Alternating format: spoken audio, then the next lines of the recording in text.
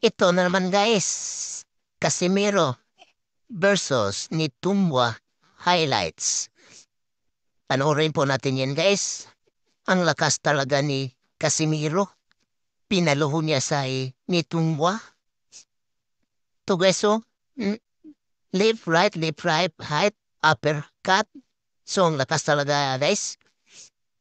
Sana magtapat na sila ni Naoya Inoue sa madaling panahon para hindi na si The Monster ng Pilipinas na maghamon sa Japan. Kung magalaman na kung sino ang manalo sa kanilang dalawa. No, tingnan natin yun guys oh. Hindi natin pa laosin si Casimiro na magtapat na sila ni Naoya. Sana mas madali ngayon na magtapat na sila.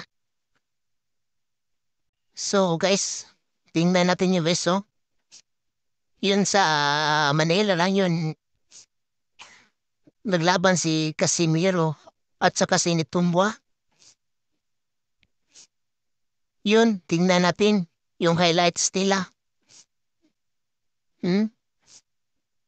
Si Nitumba ay pa atras-atras. Oh, yumakap na. Para ang natatakot na si Nitumba sa suntok ni Casimiro. Talagang si Casimiro na malakas talaga. Ito talaga ang halimaw ng Pilipinas. Yung highlights nila oh. Takilid man si Nitumba.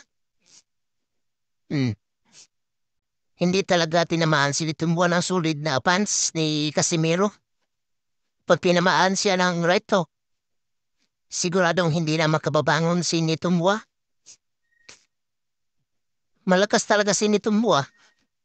Parang hindi nagigiba yung body ni Nitumba na suntok ni Casimiro. Panoorin natin yan guys. Kung gaano kalakas talaga si Casimiro. Iba talaga ang angas ng Pinas. Sana magtapat na sila ni Casimiro. At saka, ni Naoya Inoue. Kung mag-aalaman na kung sino talaga ang The Monster. Tingnan natin yan guys.